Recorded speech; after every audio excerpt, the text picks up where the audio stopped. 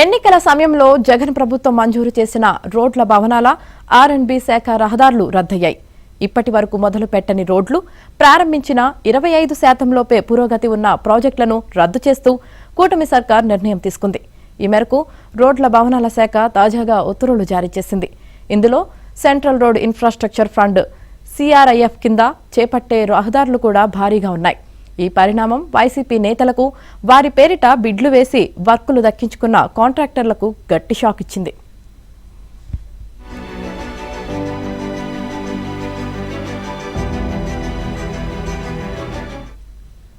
నిరుడు సార్వత్రిక ఎన్నికల సమయంలో ప్రజలను ప్రసన్నం చేసుకునేందుకు జగన్ సర్కార్ పెద్ద ఎత్తున రోడ్ల నిర్మాణ పనులు ప్రకటించింది.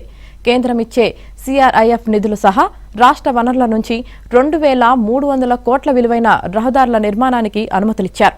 2023 అక్టోబర్ నుంచి 2024 ఏప్రిల్ మధ్య భారీగా టెండర్లు పిలిచి కాంట్రాక్టర్లకు పనులు అప్పగించారు.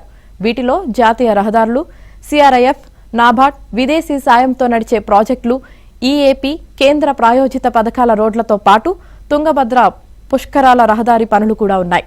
గ్రామీణ రోడ్లను జిల్లా ప్రధాన రహదారులుగా మార్చే దశలో ఉన్నవి ఉన్నాయి.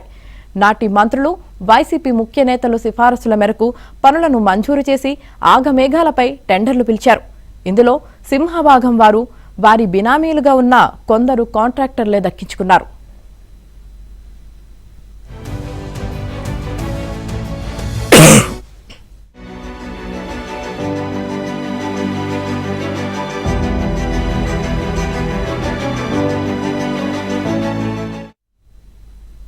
ఒప్పందాల ప్రకారం గత ఏడాది ఏప్రిల్ నాటికే కనీసం 40% పనులు చేసి ఉండాలి.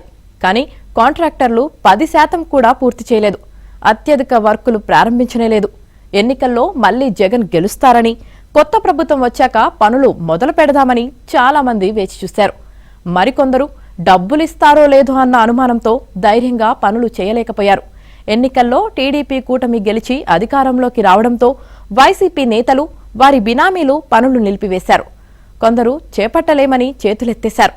ఈ నేపథ్యంలో ఆయా పనుల తాజా పరిస్థితిపై ప్రభుత్వం గత ఏడాది అక్టోబర్లోనే నివేదిక కోరింది. పెండింగ్లో ఉన్న రహదారి నిర్మాణ పనులు, అసలు ప్రారంభం కాని రోడ్లపై సంబంధిత సిఈ, ఈఎన్సీ నివేదికలు ఇచ్చారు. వాటిని పరిశీలించిన ప్రభుత్వం అసలు ప్రారంభమే కాని పనులను రద్దు చేసింది. మొదలుపెట్టి 25% పురోగతి సాధించని వాటిని రద్దు పద్దుల్లో చేర్చింది. ఈ మేరకు ఆర్ఎండ్బి ముఖ్య కార్యదర్శి కాంతిలాల్ దండే ఉత్తర్వులిచ్చారు.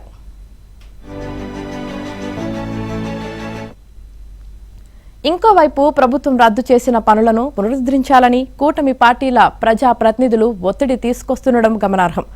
రద్దయిన వాటిలో సింహభాగం వైసీపీ నేతలే దక్కించుకున్నారని తెలిసినా లోపాయకారి ఒప్పందాలు చేసుకున్నారేమో, కూటమి నాయకులే వాటిని తిరిగి ప్రారంభించాలని ఒత్తిడి తెస్తున్నారు. వాటిని కొత్తగా చేపట్టాలని కోరితే ఇబ్బంది లేదు.